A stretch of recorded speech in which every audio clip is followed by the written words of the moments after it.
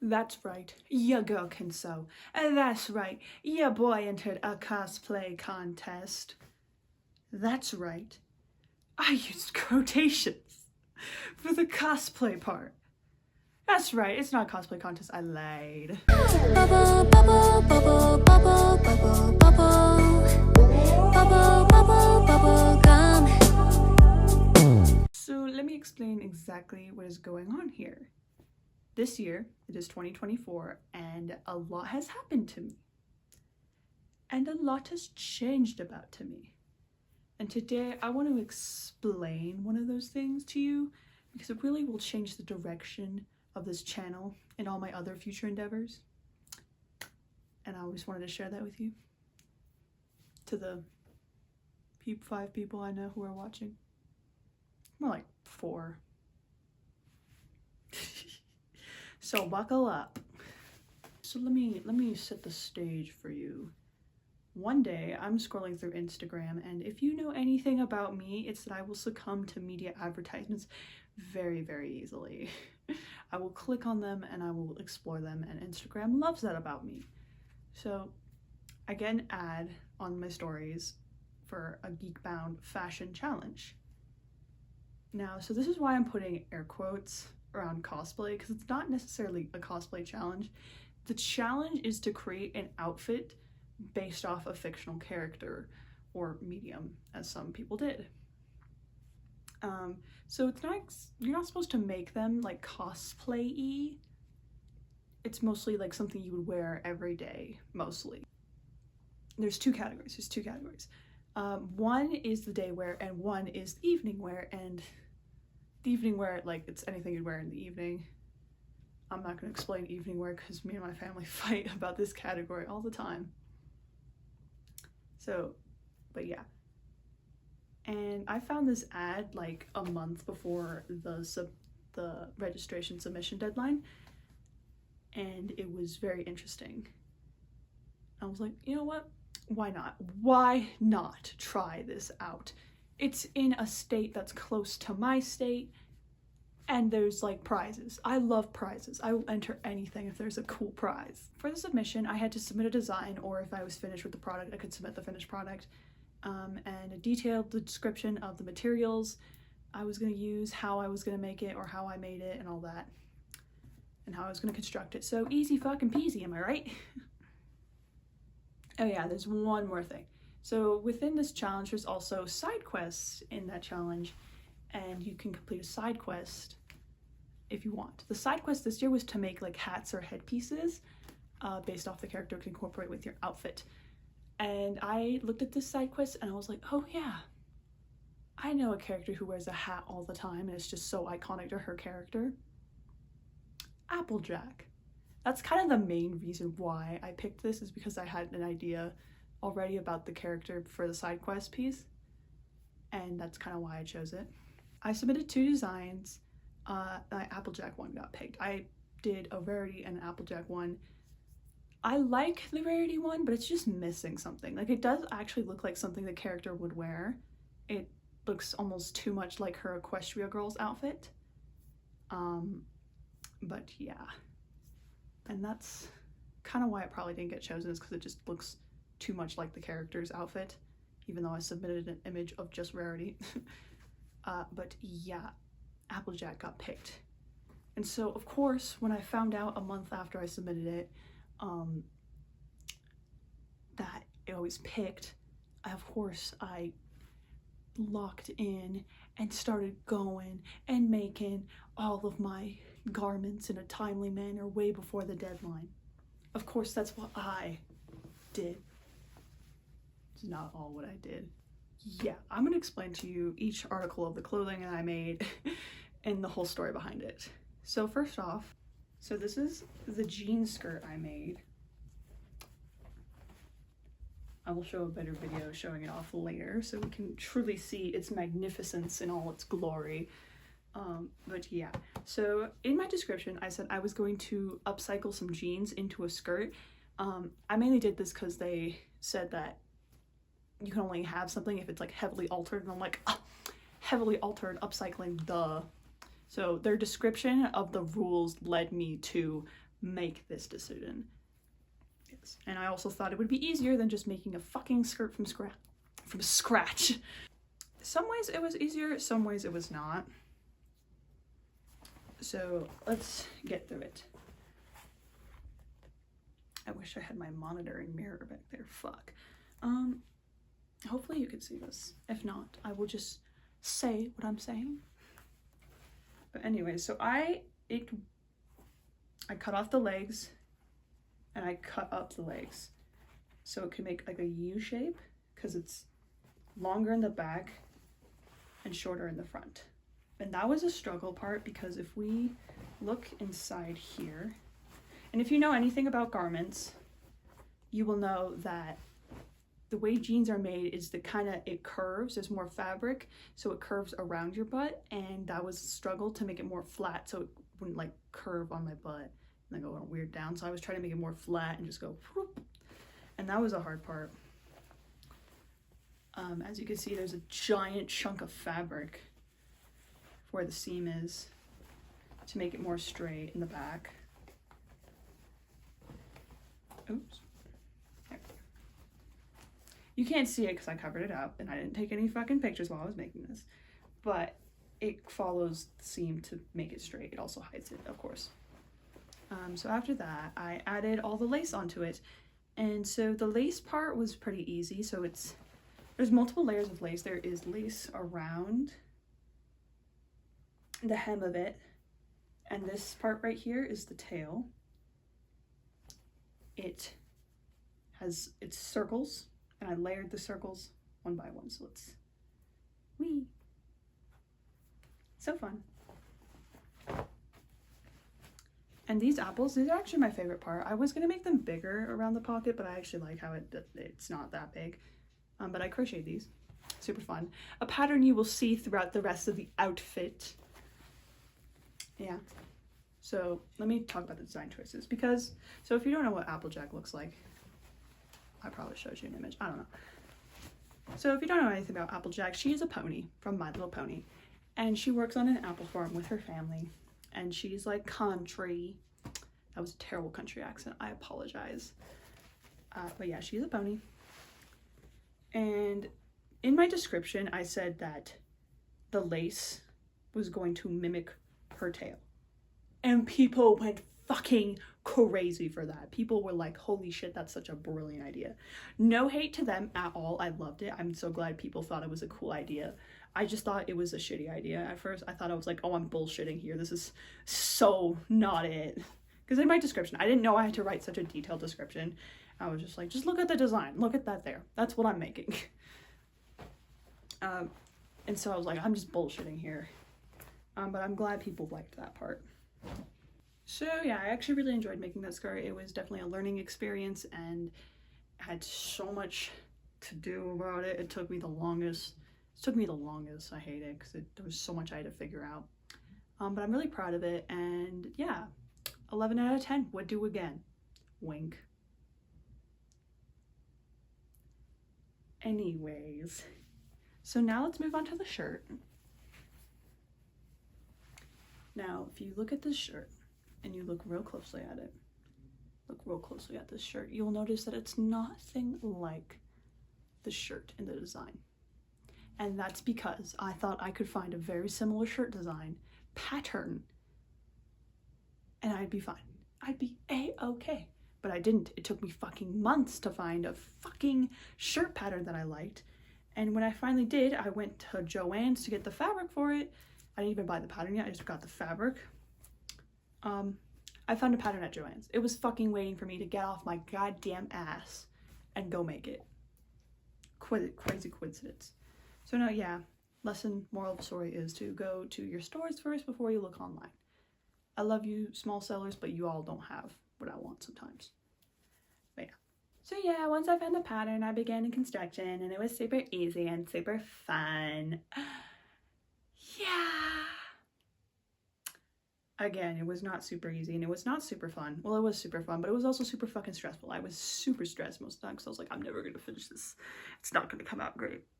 And this fabric that I chose, this stupid fabric, It is so thin and it comes apart so fucking easily. I'm never using this fabric again for anything ever again.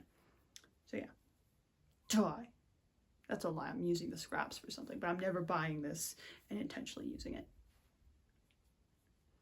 So this isn't such a complicated shirt, but it did introduce me to some new things that I've never like done before, because I have never made a shirt before. I have made like probably 6 things in my life. I've sewn 6 things in my life, and one of them has never been a shirt. I've made a corset, and I would much rather make a fucking corset again than this shirt. So this shirt has some darts in it, and if you don't know what a dart is, it's to make the fabric rounder. So it folds the fabric in a specific way so it rounds around roundness, if that makes sense. I don't understand it, but I'm trying, because it took me forever to make 2 darts on this shirt, and they turned out fabulous, and it really adds to the Western pop of it. Mwah. So now, after the darts, the rest of the shirt was pretty easy. Fucking hate ruffles, even though I keep doing projects with ruffles. They're just so pretty, but I hate doing them. Sewers, you get me. You know what I'm talking about. Okay, so this part tripped me up so bad. I did not know how to sew sleeves onto the fucking shirt. It was a fucking nightmare. I was like, how the fuck does this work? And I was also just nervous because I didn't want to ruin the fabric again. Like I did with the darts.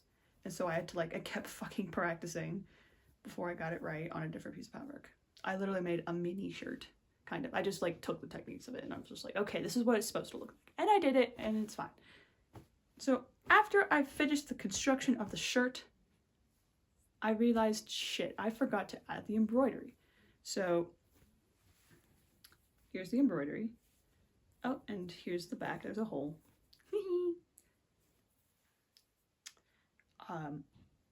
Normally, you're supposed to go through 2 layers, but I didn't. And I had to do a fucking pillow stitch, which is basically going back through the same holes you made. I don't know how to explain it. I just do it. I'll hopefully find a video and put it for you guys so you understand how the fuck this works. It's hard. It's really hard. Or at least I was struggling.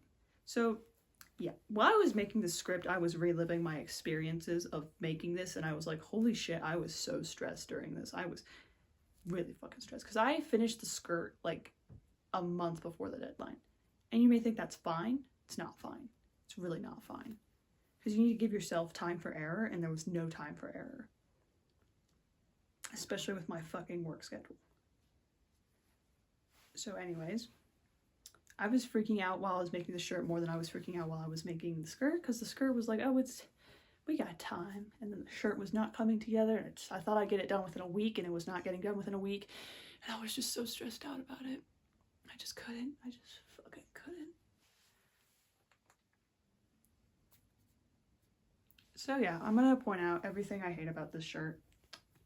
Number 1, there's no lining. I should have had a lining, but that would have gave me less time, because all the edges are super unfinished and I didn't want to finish them, and it was just awful. And then these buttonholes, I ripped the fucking buttonhole. I ripped it and I did not want to go back. I was just like, fuck, it's just gonna be fine. And so these buttonholes, they're fucking atrocious. Do you see them? And there's also chalk marks everywhere. I'm like, where the fuck did these chalk marks come from? And then there's this hole here. I hate this hole. It's because I didn't have enough fabric and it just sucks. And then there's all the markings from the chalk I used because it didn't come off for some fucking reason. Even though it came off partially, it can't. It just fucking sucks. And then so this side of the embroidery, it's too thick. I used too thick of a thread to embroider it, so it looks uneven if you look at it too closely. And then there's an unfinished edge over here on the ruffle, and I'm like, ugh, I forgot to fold that in. Ugh, it's atrocious. And then over here, if you look at the hem at the bottom, it's a lazy French hem, and it just doesn't look great. It's not ironing straight, and it just fucking sucks. I blame it partially on the fabric for not doing what I wanted to do. Also, these buttons are sewed on so fucking lazy. Actually, I think the buttons are the most perfect part. Yeah, the buttons are really perfect. Everything else is fucking sucks. I'm so great, aren't I? So I finished 4 days before the deadline, and so I submitted 4 days before the deadline, and I was like, phew, everything's okay. Now you may be asking, what about the hat, Aja? The hat is the most important part. It's the reason why you made the garment. Well, you see, I was freaking out so much while I was making the hat. I did not want to freak out about the fucking... I was freaking out so much about the fucking shirt that I didn't want to freak out about the hat too. So I was like, I will save the hat for later. Because the hat deadline is 20 days after the garment deadline. Which I found stupid. But it works. It works. So, yeah. I immediately started construction on the hat after. And I was like, okay, I gotta get my fucking head in the game. I think I did make the hat in a week and it was super easy. It was way easier than everything else.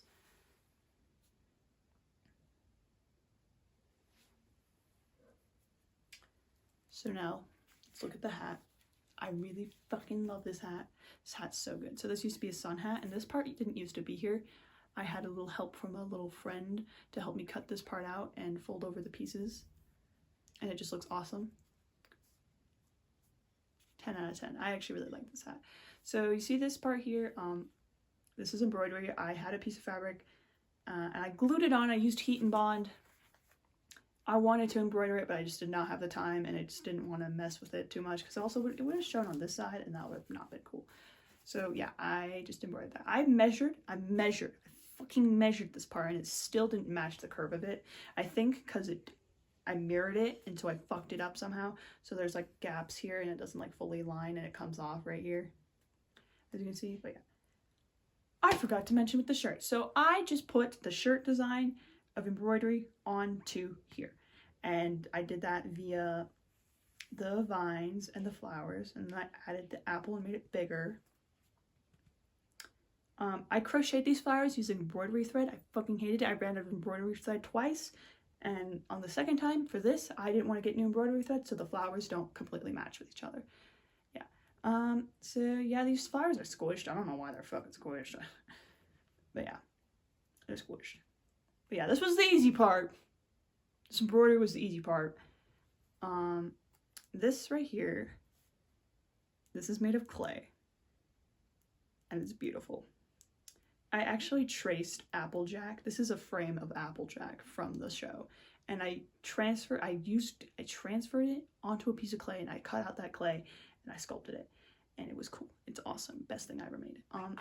And then I used rub and buff to make it more silvery and metallic. And she's gorgeous and beautiful and awesome. You see this lace band around it? That wasn't originally there. I just covered it up using ribbon.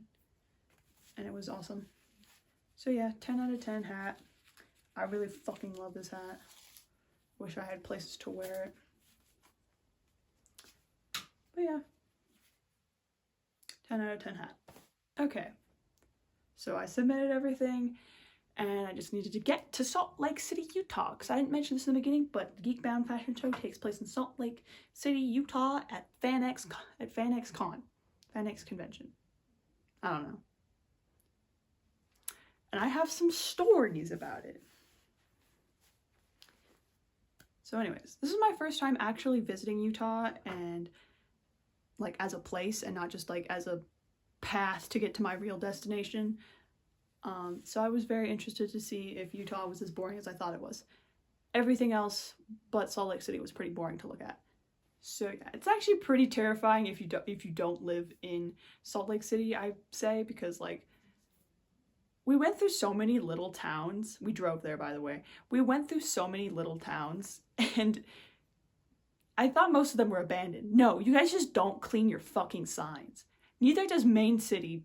Neither do the cities. No, why don't you guys clean your signs? Do you guys have constant dust storms or you're just like, whatever? I just, like, they're so worn down and terrible looking. I'm like, are you guys actually even living here? Where are you? What the fuck? So yeah, crazy. Also, your drivers are super fucking crazy. Why are you driving 10 miles under the speed limit on the highway? WTF?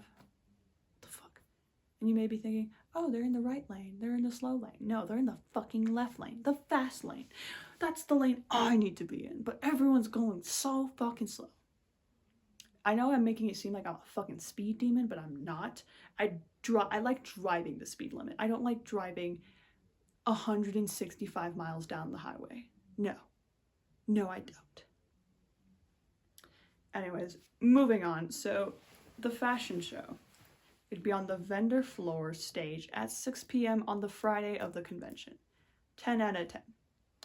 And we had to meet in the green room at 5:30. I think that was our last call time. To take pictures and sign check-in and be like, if you didn't show up, you weren't in. So I had a ton of time to enjoy the con before. And I didn't wear this outfit because I was scared that I would break it somehow. Yeah. And so I just wore a different cosplay.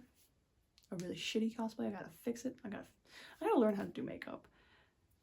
I don't like wearing makeup, but it really adds to an outfit. And I'm just like, yeah. So anyway, I'm gonna rant about the convention first. Just a little bit. So, I arrive at like 11:30 because I took forever to get my makeup on. And to get inside the convention center, I didn't know how to get inside the convention center. You would think, oh, I just follow the big line that everyone's going to. No, everyone was going in 6 different lines. There were like 3 entrances and everyone went to a different one. One of them was like if you have an all weekend pass, but I didn't know that, so I didn't know where the fuck I was going. There was no signs outside the convention center or even like people telling us where to go. And when you got closer to the entrance, yeah, there were people telling you which line went where. So yeah, I had to follow into one line to get into another line that was all the way across the fucking building. It was stupid. The line crossed over so many crosswalks and places where cars were like crossing in to get into parking lots. And the staff weren't helpful in guiding people and telling people you can't stand there. There were so many people that would stand there and then they would like not notice them and be like, oh wait, you can't stand there. No, it's so fucking annoying. It's like, it's such a safety concern. Like, can we please have actual crossing guards guide traffic? Because I didn't tell you this, but FanX is like the 3rd biggest convention. And they can't hire volunteers to do this. I'll get to that in a second. Anyways, once I actually get into the convention, I'm having fun. It's fine. Yeah, I also got lost a lot because it's a really big convention center. And it's so fucking big. I'll put a number of how many square feet that building is, and then I'm going to tell you this information next. So that's how big the building is. And there were only 2 help desks in the entire convention center. What the fuck? What the fuck, FanX? Why the fuck are there only 2 help desks over this large of an area? This is such bullshit. On the map, though, there's an app, and there's a map on that app. It says there's 9. There's not. There's fucking 2. It's bullshit. Why would you lie to me, FanX? I was so lost. I kept going to the same fucking help desk throughout the con because I didn't know where the fuck I was going. And that's so sad. And one time I found the head volunteer lady. She was in charge of all of the volunteers at FanX. And she was super cool and super nice. And she told me, I asked her why there's so little so little help desks. And she said it's because they wanted to get rid of them completely this year. And I was like, why the fuck would you do that? Why would you tell me that? Why would FanX try and get rid of all this fucking help desks? And it's not like they're short-staffed. There were so many staff just walking around and enjoying the con. No hate to them at all. I feel like if you're going to work at a convention as a volunteer, you should get time off to go and walk around. Discord. And that's so cool. I love that. But why the fuck would they get rid of the help desks? And it's partially because they're under like a new like head person or whatever. I don't know what they were called. And they've only ever worked with small cons before. And it's like, you only have 2 help desks at a small convention, maybe even like 0. But that's bullshit. You need a help desk. Not everyone knows 100% what's going on. And it's bullshit. FanX overall is not very communicative of everything that's going on. Because, so there was a maid cafe. This maid cafe came from California to this convention. Like, they sent people over from their staff to staff at the convention for the maid cafe. And that was super fun. That's a great idea. I love that. But nowhere on their website, on their app or panel information did it say that we needed to make a reservation for this. And I was like, what the fuck? FanX did not tell people that you needed to make a reservation for this cafe. On their website it did. On like the Maid Cafe's website it said they'd be at FanX and here's the reservation list. Not at fucking FanX. FanX didn't say shit. What the fuck, FanX? So there's also levels of tickets as well. And the difference between most of these tickets is the merch, the free merch you can get. If you pay like $256 for a fucking ticket, you get 3 full passes and like a bunch of cool shitty merch. Cool, whatever. But this one may just be an error for me, but I didn't realize that I had a general admission ticket, only the regular 3-day ticket. And that meant I couldn't get into the convention halls. So that meant I couldn't get into the convention halls early when they opened. So on their programming halls, it says vendor hall open at 10 a.m. So I show up at 10:15 a.m. and I can't get in because I don't have the special Ruby pass. Why didn't you say that? Why didn't you say that in your fucking program? Like, why can't you just have it as general admission hours instead of having your VIP hours? Like, yes, it's open, but it's not fully open. You feel me?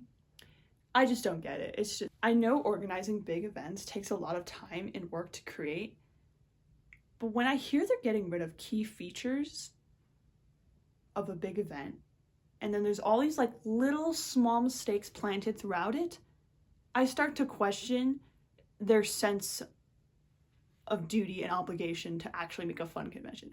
I start to think it's a sloppy event. It just doesn't work well.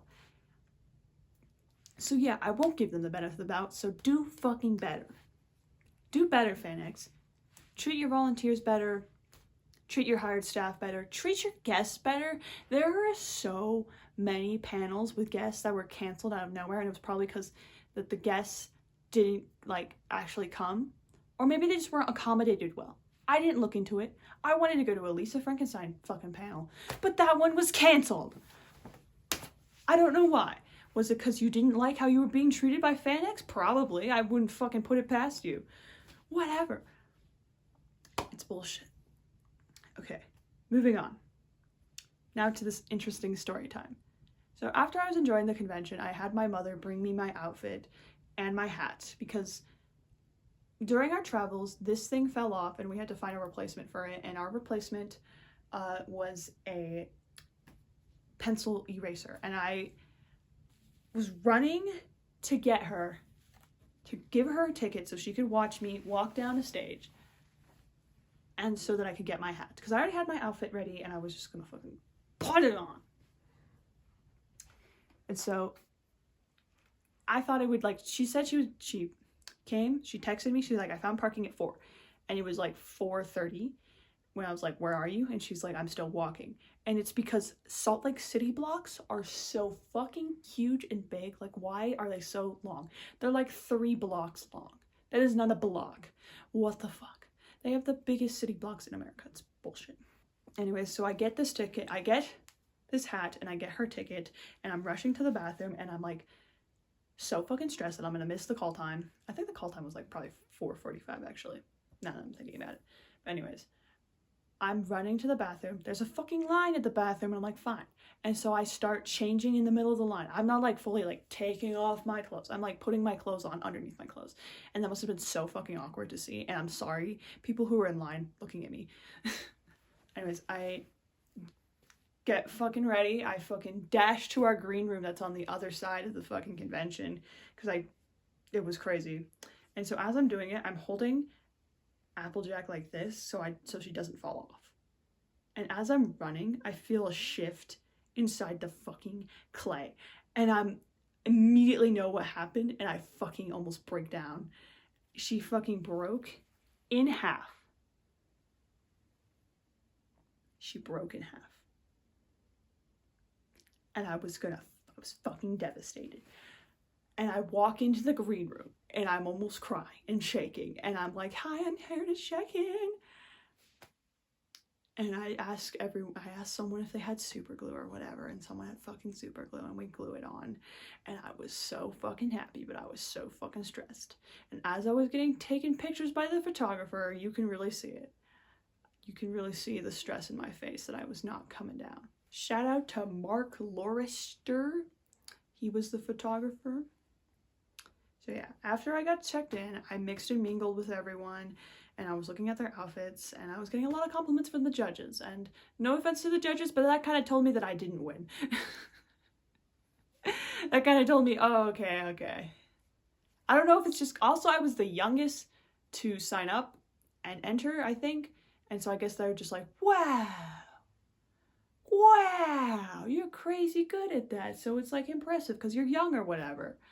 But yeah, no offense to them, but I was just like, yeah, I didn't win. It was also a mix because I saw everyone else's fucking outfits and I was like, oh, yeah, I didn't win. There was 2 people who did win later on who I knew they were going to win because I just looked at them and I was like, you guys are on another fucking level.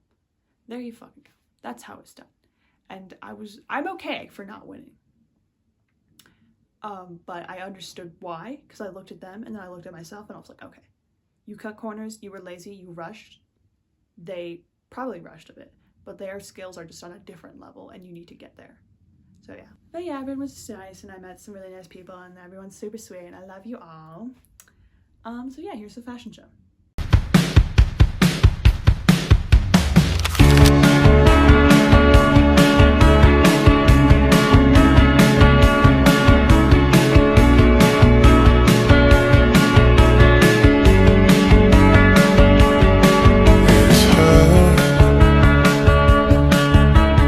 Nothing else makes me feel high. She's like such a light. This girl, something about it changed my state of mind. So yeah, I do intend to enter the 2025 Geekbound. I already have plans for all my things that I'm gonna do. I'm so excited, and I will be making videos about that.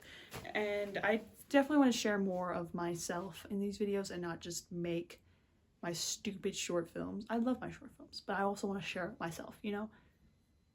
So fun. Also, announcement, I have a Etsy shop now, and I will be selling the skirt. I will not be selling a pattern. I will make you a skirt. I will make a custom apple skirt for you. Apple bottom jeans, pending. I'm gonna make those too. So if you don't like the skirt, wait for the jeans to come out. Those will come out around March, hopefully, if I get my shit together. But follow my newsletter to stay updated on that. Go check out my shop. I'm making stuff out of old and recycled materials that I have gathered over the years, mostly to clear out my craft box, but also to, you know, reuse what I have. Reduce, reuse, recycle. Reduce what I have. I have so much. I need to get rid of it. Please buy my shit. Please. Okay, so thank you. Subscribe, like, and subscribe. Bye!